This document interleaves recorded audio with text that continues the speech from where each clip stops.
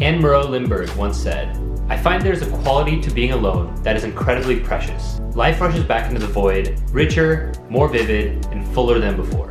This is one of my favorite quotes.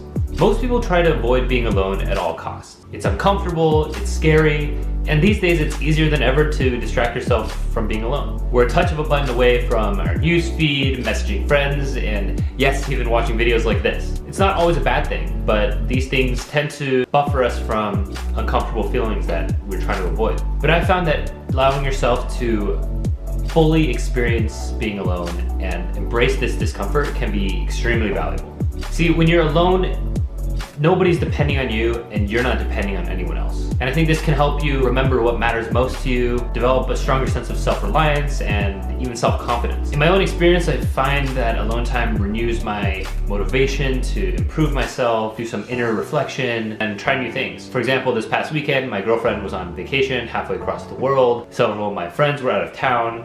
And for the first time in a long time, I had a weekend with zero plans. And to be honest, at first it was really hard. I was lonely, I was down, and I had all these urges to try to go on Facebook to find an event or reach out to friends on Messenger. But then I took a step back and decided to just embrace spending the day alone.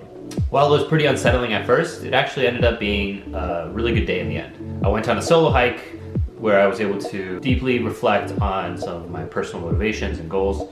I really truly appreciated my relationships that I do have much more. I reached out with people I haven't been in touch with for a while and set up plans that I've been putting off.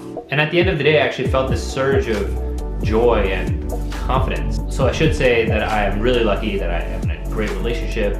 I have a close network of friends. So I'm lucky enough to not feel lonely or have to be alone most of the time. For those who do find themselves alone most of the time and are struggling with loneliness, I recognize this message isn't really relevant. If this is your situation, I would try to take steps to reach out, connect, and try to find a community to be part of. But if you are in a good place with your relationships and the community, I'm not suggesting that you cut them off just for the sake of solitude. But maybe next time you find yourself in a situation where you're alone, maybe it's a Friday night with no plans, you start feeling that wave of loneliness starting to creep up. Instead of reacting right away to try to fight against it, try to feel and experience those feelings fully. View it as an opportunity to recharge, learn more about yourself, and develop your relationship with yourself. And then you can go out into the world and share your light with the people around you.